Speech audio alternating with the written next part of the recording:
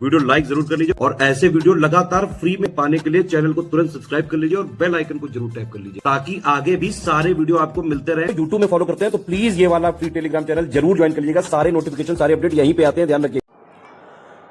नमस्कार साथियों, स्वागत है आप सभी का स्टडी फॉर सिविल सर्विसेज में। ये क्लास है हमारी एनवायरमेंटल साइंस की और पर्यावरण में जो टॉपिक हमारा चल रहा है वो है जैव विविधता। आज हम जैव विविधता से जुड़े हुए कुछ महत्वपूर्ण तथ्यों की चर्चा करेंगे। तो चलिए बिना किसी देरी के शुरू करते हैं। पहला फैक्ट है ऑलिव रिडले कछुआ। ऑलिव रिडले कछुए विश्व में पाए जाने वाले सभी कछुओं में सबसे छोटे होते हैं, ध्यान रखना, एवं सबसे ज़्यादा मात्रा में पाए जाते हैं, यानी प्रचुर मात्रा में पाए जाते हैं। ये मुख्य रूप से प्रशांत, हिंद तथा अटलांटिक महासागर के उष्ण जल में रहते हैं, यानी गर्म जल में रहते हैं। ओडिशा के तट जिनमें गहिरमाथा, ऋषिकुल्या एवं देवी नदी के मुहाने शामिल हैं, ऑलिव रिडले कछुओं के लिए सबसे बड़ा सामूहिक बसेरा है। पूर्वी तटीय मैदान का दक्षिणी भाग कोरोमंडल तट कहलाता है, जिसका विस्तार कृष्णा नदी से कन्याकुमारी के बीच में मौजूद है। ऑलिव रिडले कछुओं का या ऑलिव रिडले समुद्री कछुओं के सामूहिक निडन को अरेबादा कहा जाता है। सामूहिक निडन का मतलब वो है यहाँ पर ये सब लोग मिलकर के अंडे देते हैं, मास नेस्टिंग इसे बोलते हैं, उसकी बात हो रही है। आक्रामक प्रजाति से तात्पर्य ऐसी प्रजाति से है जो किसी स्थान विशेषज्ञ की देशज प्रजाति नहीं होती। ये दूसरे क्षेत्र विशेष से स्थापित की जाती हैं या विभिन्न माध्यमों से प्रवेश करती हैं, तो अपने प्रभाव व अत्यधिक प्रजनन क्षमता के कारण वहाँ की मूल प्रजातियों को प्रभावित करती हैं, जिसके कारण स्थानीय प्रजातियों में संकट उत्पन्न होने लगता है या उस क्षेत्र की जैव विविधता को भी प्रभावित करती हैं। अगला पॉइंट देखिए। जैव विविधता का आकलन मुख्य रूप से दो घटकों से किया जाता है। पहला है प्रजातियों की समृद्धि। यह किसी समुदाय में उपलब्ध प्रजातियों की संख्या का आकलन करता है। यह तीन प्रकार का होता है, अल्फा, बीटा और गामा। इसको हम ऑलरेडी देख चुके हैं लास्ट क्लास में। दूसरा है प्रजातियों की समता। यह किसी स्थल पर प्रजातियों के अनुपात का आकलन करता है। जैसे कम समता कुछ प्रजातियों के द्वारा किसी स्थल पर वर्चस्व स्थापित कर लेना दिखाती है। अगला पॉइंट देखो। वैज्ञानिकों के अनुसार गायनानोडोमॉर्फ या स्त्री पुरुष के अध्ययन से यह पता चलता है कि कुछ मानव रोग एक लिंग की तुलना में दूसरे लिंग के प्रति अधिक प्राणघातक क्यों होते हैं। गायनानोडोमॉर्फ वे जीव हैं जिनके शरीर में नर और मादा दोनों के गुण होते हैं, ध्यान रखना। जैसे कुछ जीव जंतु ऐसे होते हैं, जैसे अगर हम देखें तो इसका एक बढ़िया एग्जाम्पल है केंचुआ। केंचुआ के शरीर में स्त्री तथा पुरुष दोनों के ही लिंग पाए जाते हैं।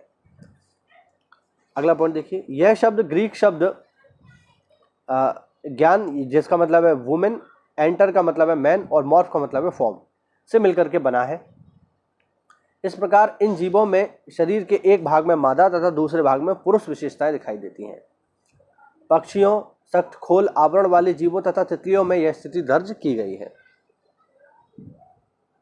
आगे है गायनानोडोमॉर्फ प्राकृतिक रूप से उत्पन्न होते हैं और आमतौर पर किसी ऐसे यादृच्छिक आनुवांशिक त्रुटि के परिणाम स्वरूप हो सकते हैं। द्विलिंग जंतुओं तथा कीड़ों के उदाहरण इस बात के साक्ष्य हैं कि कुछ मानव रोग एक लिंग की तुलना में दूसरे लिंग के प्रति अधिक प्राणघातक क्यों होते हैं। जैसे एग्जाम्पल अगर हम देखें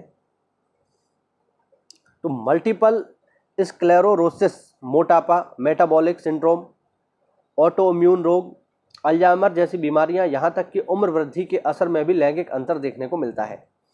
कुछ दशक पहले यह वैज्ञानिकों का विचार नहीं था कि इन बीमारियों के लैंगिक अंतर में लिंग गुणसूत्रों की कोई भूमिका होती है। दक्षिणी ड्रैकोटा में स्थित बर्डलैंड राष्ट्रीय पार्क अमेरिका के आदिवासियों का राष्ट्रीय पार्क है। अगला पॉइंट देखिए। प्रवालों के विभिन्न वर्णों, आकृतियों तथा आकारों में विविधता को आनुवंशिक विविधता कहा जाता है। आनुवंशिक विविधता का आशय किसी समुदाय की एक ही प्रजाति के जीवों के जीन में होने वाले परिवर्तन से है। पर्यावरण में वनस्पति जीव जंतुओं की विभिन्न प्रजातियों में परिवर्तन के साथ अपने आप को अनुकूलित करने की प्रक्रिया में जीन परिवर्तन होता है।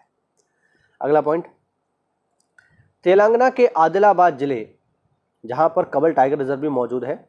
जैसे पर्यावरणीय संवेदनशील क्षेत्रों में हेप्टिस, कैसियातोरा और पार्थोनियम जैसी आक्रामक खरपतवार प्रजातियों का प्रसार पाया गया है। 1992 और 2007 के बीच भारत के जिप्स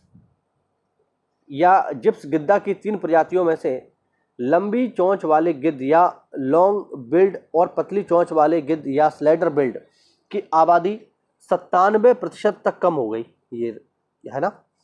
जबकि सफ़ेद पूंछ वाले गिद्ध की संख्या 99.9% थी और इनकी भी संख्या में विनाशकारी गिरावट आई। IUCN ने सभी 3 प्रजातियों को अपने उच्चतम जोखिम श्रेणी में घोषित किया और गंभीर रूप से संकटग्रस्त की श्रेणी में इनको डाला।